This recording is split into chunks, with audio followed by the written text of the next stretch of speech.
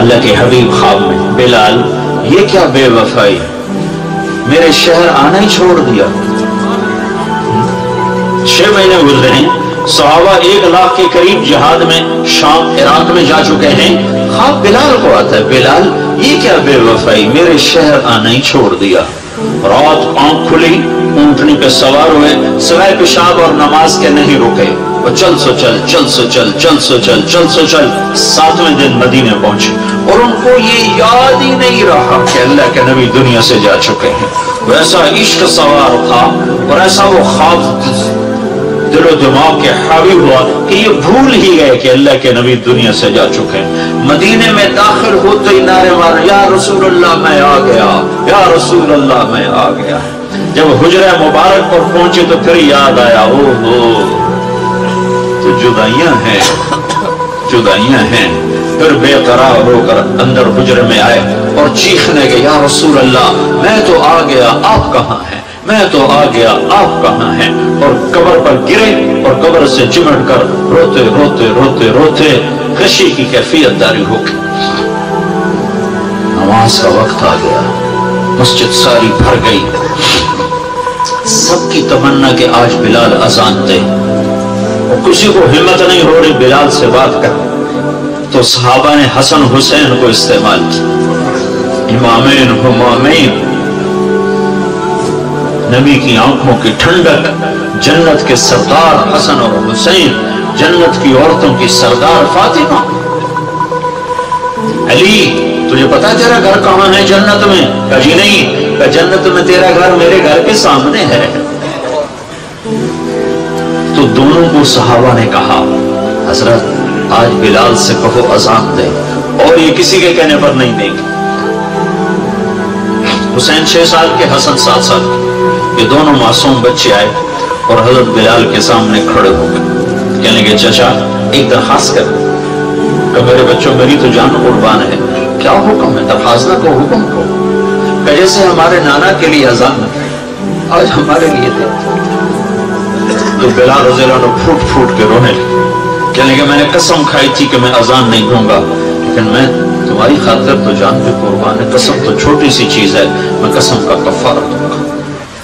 اور ایسے چڑھے چھت پر، ایک انصاری عورت کا گھر تھا جس کی چھت پہ چڑھ کے اذان دیتے تھے، کانوں میں انگلیاں دے کے جو ہی کہا اللہ اکبر تو سارے مدینے میں کوہرام مچ گیا، اور عورتیں ننگے سر ننگے پاؤں روتی ہوئی گھروں سے باہر نکل گئی، اور مسجد نبوی میں چیخ چنگھاڑا بچ گیا، یوں لگا جیسے دور نبوت لوٹ کے واپس آ گیا۔ یہ شان ہے کہ محمد سے وفا تو نے تو ہم تیرے ہیں، یہ جہاں چیز ہے کیا لوح و قلم تیرے ہیں۔ پھر دوسرا واقعہ، جب بیت المقدس فتح ہوا اور حضرت عمر خود پہنچے، اور پہلی نماز مسجد اقصی میں ہونے لگی ہے، اور جمعے کا دن ہے، جمعے کے دن لشکر اسلام داخل ہوا، عمر رضی اللہ عنہ قائد ہے،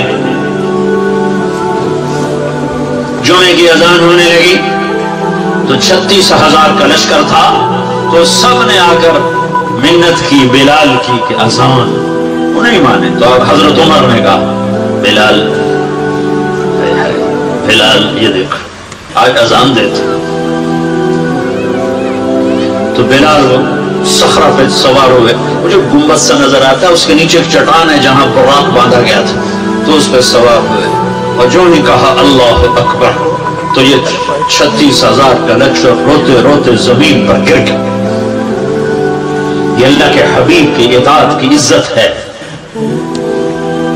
اپنی زندگی کو ڈھالو اللہ کے محبوب کے طریقوں میں، اللہ کے محبوب کے سانچوں میں۔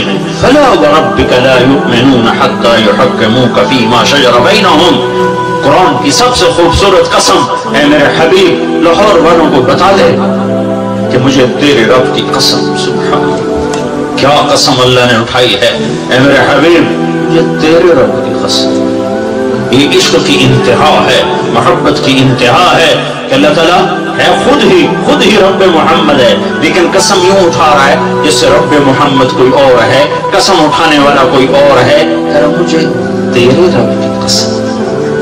میں اس کو اردو میں کبھی بھی بیان نہ کر پاؤں گا، اور دنیا کا کوئی بھی شخص اس کو اردو میں، انگریزی میں، ہندی میں، فارسی میں ڈھال سکتا ہے. فلا ورا اے میرے حبیب، مجھے تیرے رب کی قسم، جو اپنائیت اور جو شہد ان جملوں ان لفظوں میں بھرا ہوا ہے، میں کہاں سے لے کر لاؤں ترجمہ اس کے؟ مجھے تیرے رب کی قسم. علامہ اقبال میڈیکل کالج کے نوجوان بچے بچیوں کو بتا دے کہ تیرے غلام بنے گے تو میں ان کا ہوں، ورنہ میں کسی کا نہیں تیرے سوا. تو اللہ کو اپناؤ، اللہ کو اپناؤ، غلامی مصطفیٰ کے ساتھ، غلامی رسول کے ساتھ، غلام محمد بن کے چلو، غلام رسول بن کے چلو، غلام نبی بن کے چلو، اللہ کے حبیب کے طریقوں میں ڈھل کے چلو، سیکھ کے چلو. یہ اللہ تک پہنچنے کا راستہ ہے. ڈاکٹر بنو، بادشاہ بنو، انجینئر بنو، جو مرضی بنو، لیکن غلام مصطفیٰ بن کے بنو. پھر اللہ تمہارا ہے، پھر اللہ تمہارا ہے. ساری کائنات اس نے اپنے حبیب کے قدموں پہ جھکا دی، اس کی ایک ایک ادا کو محفوظ کر دیا، اس کے ایک ایک طریقے کو محفوظ کر دیا. وہ دنیا، اس سے بڑا محسن کوئی ہے تو دکھا دو، اس سے بڑا کوئی محسن ہے تو دکھا دو، اس سے بڑا کوئی عالی مقام ہے. مقام محمود انتظار میں ہے، کدھر ہے شفاعت کبریٰ انتظار میں ہے، کدھر ہے مقام وسیلہ انتظار میں ہے، کدھر ہے جنت کا جھنڈا کی چابی اس کے ہاتھ میں ہے، اللہ کا جھنڈا اس کے ہاتھ میں ہے، جنت کی چابی اس کے ہاتھ میں ہے.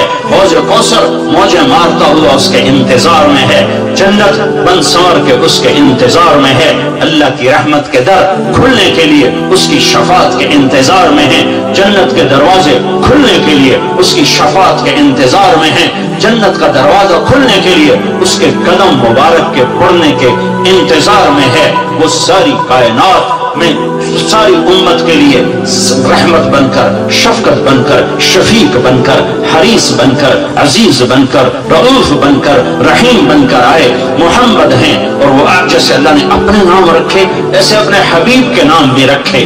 تو محمد، تو احمد، تو ماہی، تو حاشر، تو عاقب، تو فاتح، تو خاتم، تو ابو القاسم، تو طه، تو یاسین، تو مجتبی، تو مرتضی، تو حامیم، تو مرتضی، تو مجتبی، تو مصطفیٰ، تو باطن، تو ظاہر، تو اول، تو آخر، تو شاہد، تو رشید، تو مبشر، تو نذیر، تو داعی اللہ، تو سراج منیر، تو مزمل، تو مدثر. مزمل اور مدثر میں جو لاڈ ہے، اللہ کی قسم لاکھوں کتابیں لکھ دو تو ایک لفظ کا مطلب ادا نہیں ہو سکتا.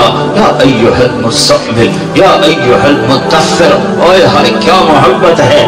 کبھی مزمل، کبھی مدثر، کبھی طه، کبھی یاسین، کبھی مبشر، کبھی نذیر، کبھی داعی اللہ، کبھی سراج منیر، کبھی حامد، کبھی محمود، کبھی رشید، کبھی عاقب، کبھی فاتح، کبھی اجود، کبھی اکحل، کبھی احور، کبھی ابیض، کبھی اہدب، کبھی اعلم، کبھی انور، کبھی اشرف، کبھی اعز، کبھی اتم، کبھی اجل، کبھی اشرف، کبھی اجمل، کبھی احسن. کیا کیا میں الفاظ لاؤں جو میرے نبی کے لیے میرے اللہ نے چن چن کے اس کی جھولی میں ڈالے. وَأَحْسَنَ مِنْكَ لَمْ تَرَ قَطُّ عَيْنِي. تیرے جیسا حسین میری آنکھ نے نہیں دیکھا. حسن ظاہر کے لیے حسن کا لفظ ہے. وَأَجْمَلَ مِنْكَ لَمْ تَلِدِ النِّسَاءُ. تیرے جیسے جمال والا کسی ماں نے نہیں جنا. حسب نسب کی خوبصورتی کے لیے جمال ہے، شکل کی خوبصورتی کے لیے حسن ہے. تو میرے حسان نے کہا، میرے نبی کے شاعر نے کہا، تیرے جیسا حسین میری آنکھ نے نہیں دیکھا. تیرے جیسے حسب نسب والا کسی ماں نے نہیں جانا. تیرا نسب تو آدم تک تیرے رب نے محفوظ کر دیا. تو محمد بن عبداللہ بن عبد المطلب بن ہاشم بن عبد مناف بن قصی بن کلاب بن مرہ بن کعب بن لبی بن غالب بن فہر بن مالک بن نضر بن کنانہ بن خزیمہ بن مدرکہ بن الیاس بن مدر بن نزار بن معد بن عدنان بن اود بن حمیسہ بن سلامان بن عوس بن بوز بن قوال بن ابی بن عوام بن ناشد بن حزا بن بلداس بن یدلاف بن طابح بن جاحم بن ناحش بن ماخي بن عيفي بن عبقر بن عبيد بن الدعاء بن حمدان بن صنبر بن يثربي بن يحزن بن يلحن بن إرعضة بن عيفي بن زيشان بن عيسى بن أقناط بن إيهام بن مقصر بن ناهف بن زارع بن سمي بن مزي بن عوض بن عرام بن قيدار بن إسماعيل بن إبراهيم بن آذر بن ناهور بن سروج بن رعيل بن فائج بن عابر بن الفخشار بن سام بن نوح بن لامك بن متوشاله بن إدريس بن يرد بن ملهلئيل بن قينان بن آنوش بن شيس وبن آدم عليه الصلاة والسلام. محمد رسول الله وأحسن منك لم تر قط عيني وأجمل منك لم تلد النساء خلقت مبرأ من كل عيب كأنك قد خلقت كما تشاء يا خير من دفنت في البقاء أعظمه فطاب من طيبهن القاع والأكم نفس الفداء لقبر أنت ساكنه فيه العفاف وفيه الجود والكرم أنت الشفيع الذي ترجى شفاعته على الصراط إذا ما زلت القدم وصاحباك لا أنساهما أبدا مني السلام عليكم ما جرى القلم نسيما جانب بطها بذركن صاحبالا محمد را خبركن وبرئی جان مشتاقم دراجا فدائی روزہ خیر البشر کن یہ ہے محمد مصطفیٰ صلی اللہ علیہ وسلم. محمدی نظر آؤ، پنجابی نہ نظر آؤ، سندھی نہ نظر آؤ، بلوچی نہ نظر آؤ، پشتو نہ نظر آؤ، محمدی نظر آؤ، محمدی نظر آؤ. ہماری ایک پہچان ہے جو محمد مصطفیٰ صلی اللہ علیہ وسلم کی زندگی اور سیرت ہے. ایک عبادات ہیں جس میں نماز سب سے اعلیٰ ہے، جس میں روزہ اس کے بعد ہے، زکوٰۃ اس کے بعد ہے، حج اس کے بعد ہے کہ جن پر فرض ہے حج وہ کرو، زکوٰۃ فرض ہے دو، روزہ فرض ہو گیا رکھو، نماز فرض ہے چھوڑو نہیں. دوسری چیز اخلاق ہیں جس میں ماں باپ سر فہرست ہیں کہ اپنے ماں باپ کو دعا لے کر جنت والے بن جاؤ. بدبخت ہے جس نے ماں باپ کو پایا اور جنت نہ لے سکا. تو اللہ کو ساتھ لے لو، اللہ کو ساتھ لے لو، اللہ کو ساتھ لے لو. اور اللہ ساتھ ہوتا ہے جناب رسول اللہ صلی اللہ علیہ وسلم کی مبارک زندگی اور ترتیب پر یہ کرو گے تو اللہ تمہارا ساتھی ہے.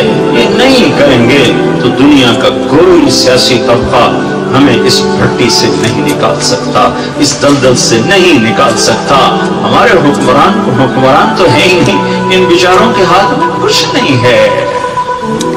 ہماری تقدیر کا مالک اللہ ہے، ہمارے بننے بگڑنے کا مالک اللہ ہے. وَلَوْ أَنَّ أَهْلَ الْقُرَىٰ آمَنُوا وَاتَّقَوْا لَفَتَحْنَا عَلَيْهِمْ بَرَكَاتٍ مِّنَ السَّمَاءِ وَالْأَرْضِ. تم میری مان جاؤ، میں زمین آسمان کی برتوں کے دروازے کھول دوں. میں حکمرانوں کو اس لیے دوش نہیں دیتا کہ حکمران فوج پولیس افسر شاہی 15-20 لاکھ سے زیادہ نہیں ہیں. زیادہ چھلانگ مارو، یہ سارا مجمع 20 لاکھ کا ہوگا اور آبادی 15 کروڑ ہے. 20 لاکھ انتہائی بدترین ہوں اور باقی 15-14 کروڑ 60 لاکھ اگر نیک ہوں، رب ذوالجلال کی قسم یہاں دودھ اور شہد کی نہریں اللہ بہا دے. حکمران نہیں، طارق جمیل بگڑا ہوا ہے، تاجر بگڑا ہوا ہے، زمیندار بگڑا ہوا ہے، عورت بگڑی ہوئی ہے، مرد بگڑا ہوا ہے، جوان باغی ہے، بوڑھے باغی ہیں، غریب باغی ہیں، مالدار باغی ہیں. سارے ہم اس کشتی کے ڈبونے میں صرف ناخدا ملاح کا ہاتھ نہیں ہے، مسافروں کے ہاتھ میں بھی برمے ہیں اور اپنی کشتی میں چھید کر رہے ہیں. 50-15 کروڑ میں 2-4 کروڑ بھی برے ہوں تو کچھ نہیں ہوتا، باقی اگر صحیح ہوں نہیں. ہم سب نافرمان ہو چکے ہیں. ہمیں اللہ کو منانے کی ضرورت ہے اور اللہ کو منانا اتنا آسان ہے. میرا رب کہتا ہے میرے بندہ میری بندی چل گناہ کر لے حوصلے گناہ کے. کتنے کر زمین بھر دے، اور کتنے کر چاند تاروں کو بھر دے، اور کتنے کر خلا کو بھر دے، اور کتنے کر تہ بتہ چڑھ جا، اور کتنے کر آسمان کی چھت کو اپنے گناہ لگا دے. مجھ سے کروڑوں اربوں سال کی عمر لے اور گناہ کے اسباب لے اور کرتا کرتا کرتا تہ بتہ تہ بتہ تہ بتہ تہ بتہ آسمان کی چھت کو لگا دے، پھر ایک دفعہ، صرف ایک دفعہ کہہ کے یا اللہ معاف کر دے، تو میں سارے ہی معاف کر دوں۔ میں منتیں نہیں کرواؤں گا، ماں منتیں کرواتی ہے، باپ منتیں کرواتا ہے، میں نہیں کروں۔ تو کہے گا یا اللہ معاف کر، میں کہوں گا جاؤ معاف کر دیا۔ تو میرے عزیزوں، سب جوان بیٹھے ہو، آج توبہ کر کے اٹھو، تبلیغ میں وقت لگاؤ۔ تبلیغ اللہ رسول سے محبت کا بہت بڑا کام ہو رہا ہے۔ بڑے صدیوں کے بعد ایک کام ملا ہے جو فرقہ واریت سے پاک ہے، جو تعصب سے پاک ہے، جو طعن و تشنیع اور تنقید سے پاک ہے۔ اپنے رب سے صلح کرو، تبلیغ میں وقت لگاؤ، چاہے جب تمہیں چھٹیاں ہوں 4 مہینے لگاؤ، 40 دن لگاؤ، ہر مہینے 3 دن لگاؤ، لیکن ابھی یہ کئی ہزار نوجوان بیٹھے ہیں، سارے مرد عورت بچے بچیاں، آج توبہ کر کے اٹھو۔ یہ میرا سب سے مطالبہ ہے کہ آج تک اپنی مرضی کی گزاری، آج کے بعد اللہ کی مرضی کی گزاریں گے، تو نیت کرو کہ آج ہم نے توبہ کر کے اٹھنا ہے، ٹھیک ہے؟ نیت کرتے ہو؟ سارے کہو یا اللہ میری توبہ، پھر کہو یا اللہ میری توبہ، پھر کہو یا اللہ میری توبہ۔ اگر یہ توبہ آپ سب نے، بچے بچیوں مرد عورتوں نے کر لی ہے، تو آپ کو مبارک ہو، آپ کے سب گناہ معاف ہو چکے ہیں۔ آپ سب ایسے بیٹھے ہو جیسے ابھی ماں نے جنم دیا ہو۔ یہ الٹے ہاتھ کی فائل ختم، فائل زیرو، اور آسمان تک روشنیاں۔ اس مجلس کے فرشتے تمہیں دیکھ کر خوش ہو رہے ہیں، تمہارے لیے دعائیں کر رہے ہیں۔ یہ فضا، یہ ہوا تمہارے بوسے لے رہی ہے۔ یہ ٹینٹ تک تمہیں دیکھ کے خوش ہو رہا ہے کہ ان میں بھی اللہ نے جان رکھی ہے، اور اللہ آسمانوں پہ تم سب مرد عورتوں کے نام لے کر فلاں فلاں کی بیٹی، فلاں فلاں کا بیٹا، اس نے توبہ کی، میں نے معاف کیا، میں نے معاف کیا۔ توبہ پر معافی کے اعلان ہو رہے ہیں۔ جب کبھی دوبارہ ٹوٹ جائے تو پھر کر لینا، اللہ پھر معاف کر دے۔ تو نیت کرتے ہو نا سارے بھائی نیت کرتے ہو نا؟ ہاں، اگر کسی سے لڑے ہوئے ہو صلح کر لو، کسی کا حق مارا ہے حق دے دو، کسی پر زیادتی کی ہے معافی مانگ لو، کسی کا دبایا ہوا ہے سامنے ہاتھ جوڑو۔ نمازوں میں غفلت ہے شروع کر دو، ماں باپ سے کھٹ پٹ ہے پاؤں میں پڑ جاؤ، میاں بیوی میں جھگڑا ہے صلح کر دو۔ گر جاتی ہے جب وہ زیادہ زور سے زمین پہ پاؤں مارتا ہے تو وہ پاؤں کاٹ دیا جاتا ہے، اس پاؤں کو توڑ دیا جاتا ہے۔ یہی میرے اللہ کی سنت ہے، یہی میرے اللہ کا طریقہ ہے۔ نبی پاک صلی اللہ تعالی علیہ وسلم 20 برس کے مجاہدوں کے بعد مکے میں فاتحانہ داخل ہو رہے ہیں، 20 برس کے دکھ اٹھائے ہیں، اور اس گھر سے نکالے گئے کس خوف سے نکلے، کس دکھ کے ساتھ نکلے۔ جب آپ نے یوں مکے کی وادی پر ایک نظر ڈالی تو ارشاد فرمایا، یا مکہ ما اطیبک من بلد واحبک الی، اے مکہ تو مجھے کتنا پیارا ہے، تو مجھے کتنا محبوب ہے۔ لولا ان قومی اخرجونی منک لما سکنت غیرک، تیری اگر میری قوم مجھے تجھ سے جدا نہ کرتی تو میں تجھے چھوڑ کے کبھی نہ جاتا۔ ان جذبات کے ساتھ آپ نکلے، غار میں چھپے، راہیں بدلی۔ اس غم کی تسلی کے لیے قرآن آیا، ان الذی فرض علیک القرآن لرادک الی معاد۔ آپ غم نہ کریں، جس رب نے آپ پر قرآن اتارا ہے وہی آپ کو مکے واپس لائے گا، عزت کے ساتھ لائے گا۔ اور وہ دن آ گیا، 8 برس کے بعد اللہ نے وہ دن دکھایا۔ 8 ہجری میں آپ مکے میں فاتحانہ داخل ہوئے تو آپ بھی ایسے سر اونچا کر کے داخل ہوتے، نہیں نہیں نہیں، پھلدار شاخ ہمیشہ جھکتی ہے، جس شاخ پہ پھل نہیں ہوتا وہ اوپر، جس پہ پھل ہوتا ہے وہ نیچے۔ تو آپ کے 10 لشکر ابو سفیان کو اوپر چوٹی پر روکا، عباس بن عبد المطلب ساتھ کھڑے کر دیے۔ پہلا لشکر گزرا خالد بن ولید کا 1000 کا، انہیں ابو سفیان کو دیکھ کے نعرہ لگایا اللہ اکبر۔ انہوں نے کہا یہ کون ہے؟ عباس سے پوچھا یہ کون ہے؟ کہا یہ خالد کا۔ اچھا، چھوکرا سردار بن گیا۔ پیچھے دوسرا لشکر بھیجا زبیر ابن عوام کا 500 کا، انہوں نے دیکھ کر کہا اللہ اکبر۔ کہا یہ کون ہے؟ کہا زبیر۔ کہا اچھا، تیری بہن کا بیٹا، صفیہ کا بیٹا؟ کہا ہاں۔ واہ، یہ بھی سردار بن گیا۔ تیسرا لشکر ابو ذر غفاری رضی اللہ تعالیٰ عنہ، مکے میں مار کھانے والے اور مر مر کے بچنے والے، 300 کا لشکر، انہیں ابو سفیان کو دیکھ کر کہا اللہ اکبر، کہ یہ کون ہے؟ کہ یہ بنو غفار ہے، کہ مالی والے غفار۔ پھر آپ نے اس کے پیچھے چوتھا لشکر بھیجا تو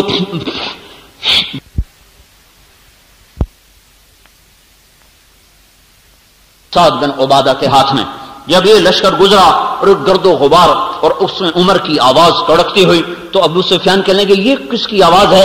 کہا یہ عمر کی آواز ہے۔ کہا واہ واہ، یہ بنو عدی کو بھی پر لگ گئے۔ بنو عدی حضرت عمر کا قبیلہ ہے اور یہ بہت مختصر کمزور قبیلہ تھا قریش کا۔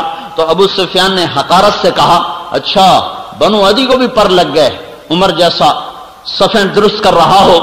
تو یہ سارا جب منظر دیکھا تو وہ کہنے لگا ابو سفیان عباس، میں نے بڑے بڑے بادشاہ دیکھے پر تیرے بھتیجے جیسی بادشاہی میں نے آج تک نہیں دیکھی۔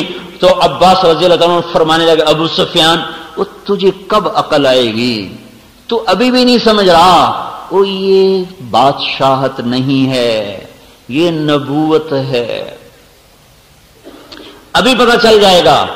بادشاہ بھی دیکھے جب وہ شہروں کو فتح کرتے ہیں تو وہ کیا کرتے ہیں؟ ان الملوک اذا دخلوا قرية افسدوها وجعلوا عزة اهلها اذلة وكذلك يفعلون۔ جب بادشاہ شہروں کو فتح کرتے ہیں تو وہ عزت داروں کو ذلیل کر دیتے ہیں، خون کی ندیاں بہا دیتے ہیں، لیکن جب اللہ سے ڈر کر تلوار اٹھانے والے جب ان کو اللہ عزت دیتا ہے تو ان کا یہ حال کبھی نہیں ہوتا، ان کا یہ حال کبھی نہیں ہوتا۔ یہ بادشاہوں کی ریت ہے۔ بامیان کی لڑائی میں چنگیز خان کا پوتا چغتائی کا بیٹا، چنگیز خان کے 4 بیٹے تھے، جوجی بڑا، اغدائی چھوٹا، چغتائی اس سے چھوٹا، طلوئی سب سے چھوٹا۔ چغتائی کا بیٹا قتل ہوا تو بدبخت وہ خیمے میں بیٹھا تھا، جب اس کی لاش لائی گئی تو اس نے سب کو کمرے سے نکال دیا، خیمے سے نکال دیا۔ پھر تھوڑی دیر کے بعد خود شمشیر لے کر نکلا اور خود آ کر اس نے بامیان پہ حملہ کیا۔ جب فتح ہوا تو ان کی عادت تھی بوڑھوں کو قتل کر دیتے تھے، بوڑھے مرد عورت قتل کر کے، بچوں کو قتل کر کے، جوان مرد لڑکے لڑکیوں کو، مرد عورتوں کو غلام بناتے تھے۔ لیکن جب بامیان فتح ہوا تو اس نے کہا جس کی آنکھ میں روشنی ہے اسے زندہ نہ چھوڑا جائے، آج میرے پوتے کا بدلہ لیا جائے گا۔ انہوں نے کتے اور بلے بھی ذبح کر دی۔ سارے بامیان میں سے 5 آدمی بچے تھے، 5 کسی تہ خانے میں چھپ گئے تھے، باقی سارا شہر نہ انسان چھوڑا، نہ مرغے چھوڑے، نہ جانور چھوڑے، نہ کتے چھوڑے، نہ بلے چھوڑے، سب کو ذبح کر دیا۔ اگر چوہا بھی نظر آیا تو اس سے بھی انہوں نے تلوار سے اڑا دیا۔ ایسا ظلم و ستم انہوں نے کیا۔ ہاں تو اب 20 برس کے دکھ اٹھانے والا آج اپنی تلوار کو بے نیام کر دے، آج وہ خون کی ندیاں بہا دے۔ لیکن یہاں کیا ہو رہا ہے؟ جب سعد بن عبادہ آخری لشکر گزرا تو ابو سفیان کو دیکھ کر کہنے گیا ابو سفیان الیوم یوم الملحمہ، آج بڑا گرم دن ہے، الیوم تستحل الحرمہ، آج بیت اللہ کی حرمت اٹھا دی جائے گی، آج قریش کے خون سے تلواریں رنگین ہوں گی۔ اوہو، اتنے میں ہمارے نبی تشریف لائے تو اب آپ کی آمد دیکھو فاتحانہ، تو آپ کی ٹھوڑی مبارک، سلیمان علیہ السلام تو ٹھوڑی لگاتے تھے نا سینے کے ساتھ، ہمارے نبی نے ایک قدم اس سے آگے رکھا ہوا تھا، آپ کی ٹھوڑی مبارک لگی ہوئی تھی اونٹنی کے پالان کے ساتھ، ایسے جھکے ہوئے تھے۔ ٹھوڑی مبارک کو یہ تھوڑی توازن ہے اور پالان نیچے ہوتا ہے، اس کا ایک ہننا ہوتا ہے وہ اوپر ہوتا ہے۔ اب نہ آپ لوگ اونٹ جانو، نہ ہننے جانو، نہ پالان جانو، میں اونٹ پہ بھی چڑھا ہوں، کھوتے پہ بھی چڑھا ہوں، گھوڑے بھی بھگائے ہیں، بچپن کی زندگی تو دیہات میں گزری، ساری سواریاں بھگائی ہیں، صرف خچر پہ نہیں چڑھا، باقی کھوتے بھی بھگائے، گھوڑے بھی بھگائے، اونٹ بھی بھگائے۔ تو وہ ہننا ہوتا ہے وہ ایسے ہوتا ہے، تو آپ کی ٹھوڑی مبارک یہاں لگی تھی، اتنا نیچے جھکے ہوئے تھے۔ ہاں، اہل ایمان کے ہاتھ میں جب رزق آتا ہے، اقتدار آتا ہے، وہ اکڑتے نہیں ہیں، وہ ایٹمی طاقتوں کی طرح یہ نہیں کہتے ہم جو چاہیں کر دیں۔ میں یہ کہہ رہا تھا یہ پھنسنے کا وقت ہے، جب طاقتور لوگ یوں کہنا شروع کر دیں ہم جو چاہیں کر دیں تو سمجھو کہ ان کے ختم ہونے کا وقت آ چکا ہے، وہ اپنے پھندے میں خود پھنس چکے ہیں۔ تو جب آپ قریب آئے تو آپ کی زبان مبارک پر کیا الفاظ تھے؟ لا الہ الا اللہ وحدہ نصر عبدہ انجز وعدہ وہزم الاحزاب وحدہ۔ آج میرے اللہ کی تعریف ہے، وہی اکیلا وحدہ لا شریک معبود ہے جس نے اپنے وعدے کو سچا کیا بندے کی مدد کی، لشکروں کو شکست دی اور اپنے ماننے والوں کو عزت دی۔ آج جو کیا میرے اللہ نے کیا، یہ کہتے ہوئے جب آپ ابو سفیان کے قریب آئے تو ابو سفیان نے اوپر سے کہا الیوم یوم الملحمہ، یا رسول اللہ کیا آج گرم دن ہے، کیا آج خون بہانے کا دن ہے؟ تو آپ نے جواب دیا الیوم یوم المرحمہ، آج خون بہانے کا دن نہیں ہے، آج معاف کرنے کا دن ہے۔ تو وہ کہنے لگے تو آپ کے جھنڈے والا تو کہہ رہا ہے آج خون بہانے کا دن ہے۔ تو حضرت ابو بکر نے کہا یا رسول اللہ سعد بن عبادہ غصے والے ہیں، تلوار میں تیزی ہے، مجھے ڈر ہے کہ ان کی تلوار کہیں زیادہ نہ چل جائے، آپ ان سے جھنڈا واپس لے لیں، جھنڈا کسی اور کو دیں۔ قربان اللہ کے محبوب کی حکمت تدبیر۔ تو آپ نے سوچا اب جھنڈا کسی اور کو دوں، انصار کا سب سے بڑا سردار، وہ اگرچہ منہ سے کچھ نہ کہے گا پر اس کا دل تو کٹ۔ نیام سمجھو مجھے میں گدائے میرا ہوں، نیام سمجھو مجھے میں گدائے میرا ہوں،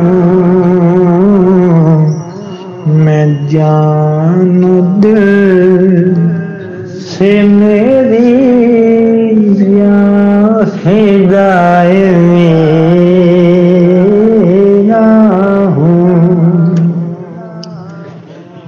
میرے نادام لگاؤ، میں بک نہیں سکتا، میرے نادام لگاؤ، میں بک نہیں سکتا، میں اس بازار میں ہوں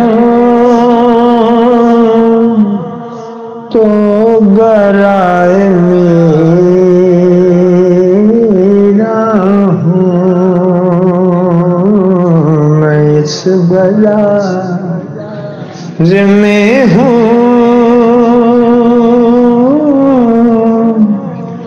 تو برائے میرا ہوں، کہا یہ ساتھ کے رہ جائے گا۔ تو آپ نے ان کے بیٹے کا انتخاب فرمایا قیس بن سعد کو، ان کو بلا کر فرمایا جاؤ ابا سے کہو جھنڈا تیرے حوالے کر دو۔ تو بیٹے کو دیتے ہوئے تکلیف نہیں ہوگی، ہیں کتنی خوبصورت حکمت کی بات ہے۔ تو آپ وہ گئے کہ ابا اللہ کے نبی فرما رہے ہیں جھنڈا میرے سپرد کرو، تو انہوں نے ارشاد فرمایا کوئی نشانی لے کر آؤ تب حوالے کروں۔ یہ جھنڈے کی تما نہیں ہے، یہ نسبت کی تما ہے۔ یہ جھنڈے کی تما میں نہیں گیا کہ جھنڈا میرے ہاتھ چوے، جی میں ساڈے وزیراں نوں ہے نا جھنڈے والی کار مینوں لب جائے میں جویں بھی ہو جائے۔ یہ تما ہے نسبت کی کہ مجھے نسبت ملی رہے کہ میں نبی کے جھنڈے کا اٹھانے والا ہوں۔ تو جب ان کا یا رسول اللہ وہ تو نشانی مانگ رہے ہیں، تو آپ نے اپنی پگڑی کو اتارا، کہا جاؤ اس کو حوالے کرو کہ یہ پگڑی نشانی ہے۔ تو عمامہ لے کر آئے، دیکھتی سر جھکا دیا قسماً وطاعتا، قربان میں ابھی حاضر۔ جھنڈا اپنے بیٹے کو پکڑایا اور خود پیچھے چلے گئے۔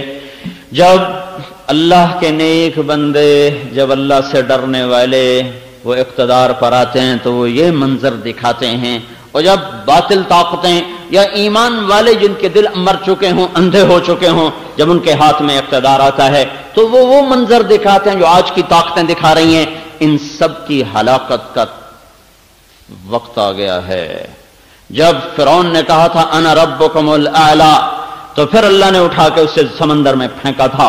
جب شداد نے کہا تھا میں یہیں جنت بناؤں گا، تب اللہ تعالیٰ نے اسے زیر زمین پہنچایا تھا۔ جب قارون نے کہا تھا انما اوتیتہ علی علم عندی، میرا اپنا ہے یہ سب کچھ، رب کون ہے دینے والا؟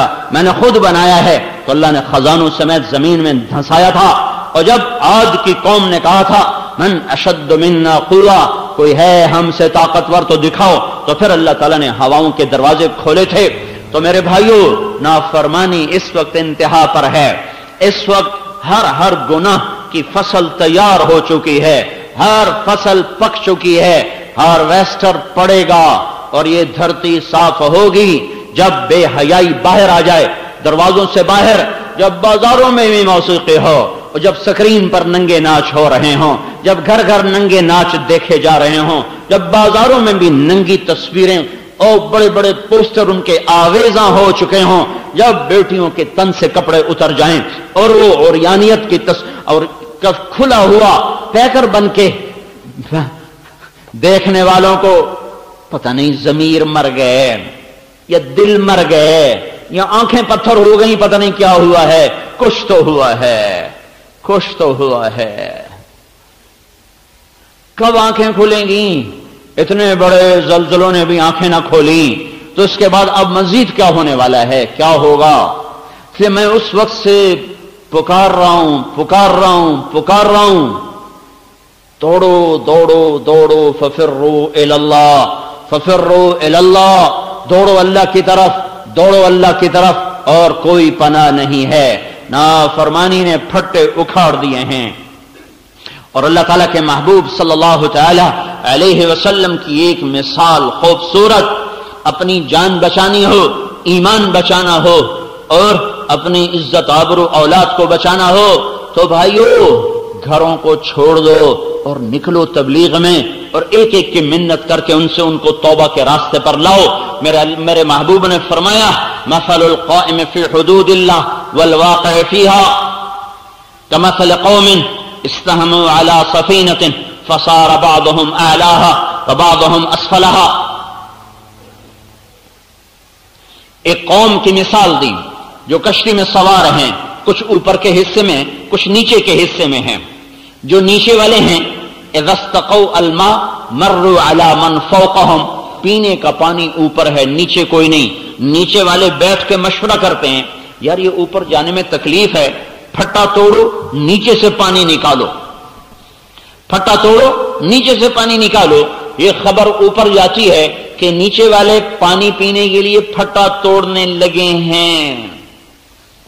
اب اگر ان اخذوا علی ایدیہم نجوا ونجوا جميعا وان ترکوہم ہلکوا وہلکوا جميعا، اگر اوپر بیٹھنے والوں نے یہ کہا توڑنے دو پھٹا، کوئی ہمارا تھوڑا ہی توڑ رہے ہیں، کوئی ہمارا توڑ رہے ہیں، ہمارا پھٹا تو ٹھیک ہے، میں تو فرسٹ کلاس کے کیبن میں بیٹھا ہوا ہوں۔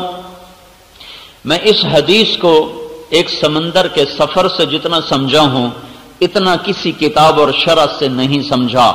ایک سمندری سفر کیا تھا بیلجیم سے انگلینڈ 4 گھنٹے کا، اور سمندر میں طوفان تھا، اور جہاز بہت بڑا تھا، اس مسجد سے بھی بڑا جہاز تھا، 4 گنا اس سے بڑا جہاز ہوگا۔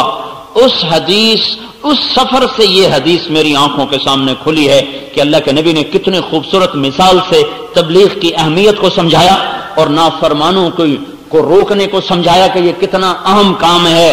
اگر فرما بردار لوگ یہ سمجھتے رہے ہم تو نیک نمازی ہیں، ہمارے گھر میں ٹی وی کوئی نہیں، ہمارے گھر میں VCR کوئی نہیں، ہمارے گھر میں کوئی کسی قسم کی نافرمانی کوئی نہیں، شاید دائیں والا بائیں والا آگے والا پیچھے والا جو کرتا ہے کرنے دو، ہمیں کیا ہے، ہمیں کیا ہے، ہمارا کیا نقصان کرتا ہے، اس نقصان کو سمجھایا جا رہا ہے۔ اوپر آواز پہنچی، وہ نیچے پھٹا توڑ رہے ہیں، تو اوپر والے کیا کہیں؟ توڑنے دو، کوئی ہمارا توڑ رہے ہیں، ہمارا کیا ہے، میں تو فرسٹ کلاس کے کیبن میں بیٹھا ہوں، میرے لیے تو کھانا بھی آ رہا ہے، چائے بھی آ رہی۔ اگر ایسا ہو گیا تو تھوڑی دیر کے بعد پتہ چلے گا کہ نیچے والے ڈوب گئے اور فرسٹ کلاس کے ڈوبنے کا وقت آ گیا ہے۔ اب پانی اسے نگلنا شروع ہو چکا ہے اور کشتی تہ کی طرف جا رہی ہے۔ اب ویلا کام نہ آئے گا، اب اوپر والے بھی ڈوبیں گے، نیچے والے بھی ڈوبیں گے۔ اوپر والے نیک لوگوں کی مثال، نیچے والے نافرمان لوگوں کی مثال۔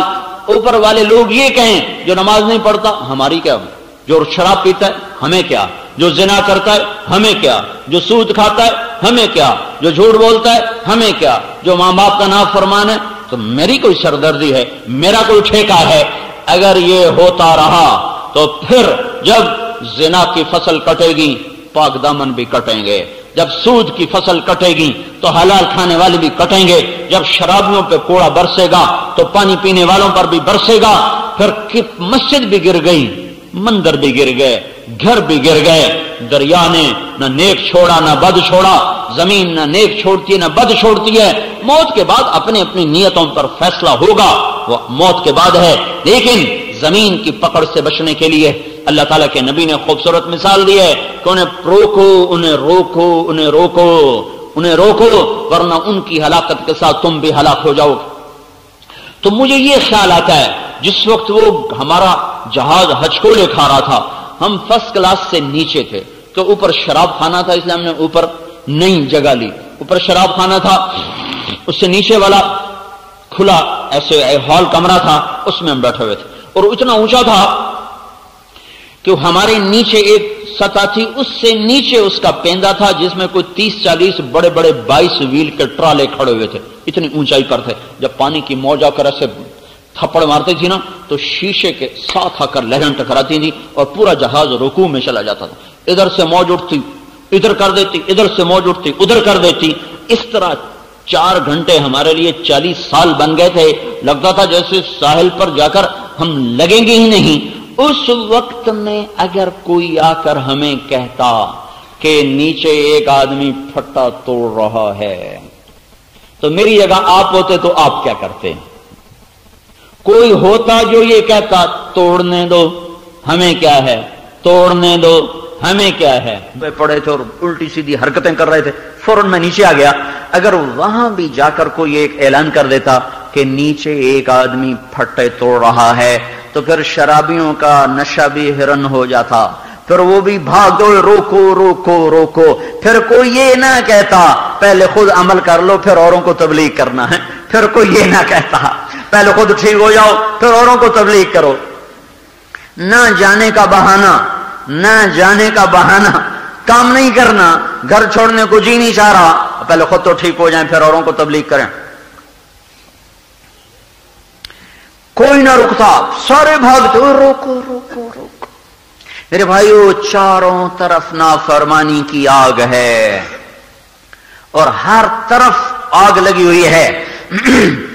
اگر اس آگ کو نہ بجھایا گیا تو میرا آشیاں بھی جل جائے گا، اگر اس پھٹے کو نہ دوبارہ ٹھیک کیا گیا تو میرا کیبن بھی ڈوب جائے گا۔ یہ اتنی خوبصورت مثال ہے تبلیغ کی عظمت کو بیان کرنے کے لیے کہ کسی کے لیے گنجائش نہیں۔ پھر سمندر کی مثال اس لیے دی کہ عرب کے لوگ سمندری سفر سے ڈرتے تھے، انہوں نے پانی دیکھا ہی نہیں تھا، پانی سے وہ گھبراتے تھے، پانی ان کی بہت بڑی کمزوری تھی کہ دیکھتے ڈرتے تھے، سرد صحرا جنگل پہاڑ تو پانی سے گھبراتے تھے۔ اس لیے سمندری جہاد کا اجر اللہ کے نبی نے دگنا بتایا، زمین پہ جنگ کرنے والوں سے دگنا اجر ہے سمندر میں جہاد کرنے والوں کا، کہ آپ نے دگنا اس لیے بتایا تاکہ اس کی رغبت پیدا ہو اور اس کے لیے کوشش کی جائے۔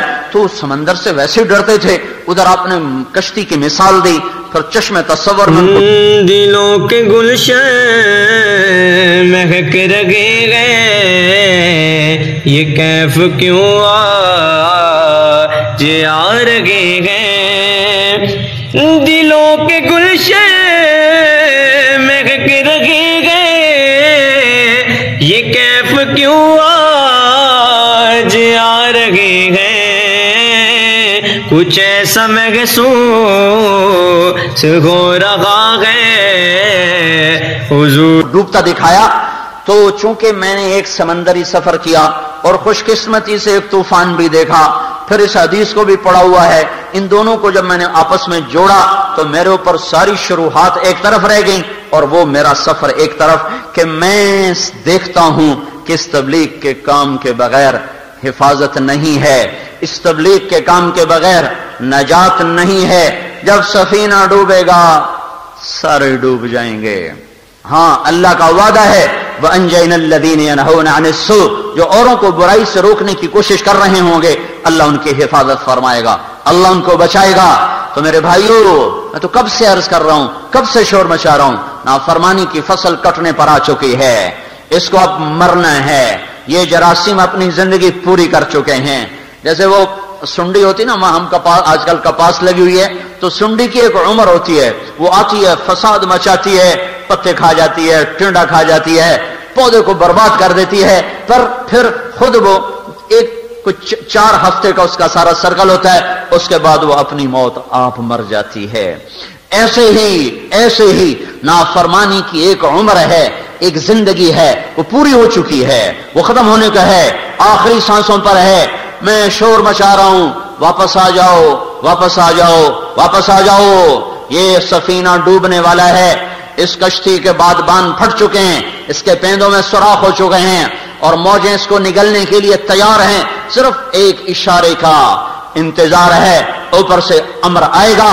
اور یہ سب ہمارے YouTube چینل کو لائک، سبسکرائب اور شیئر ضرور کریں۔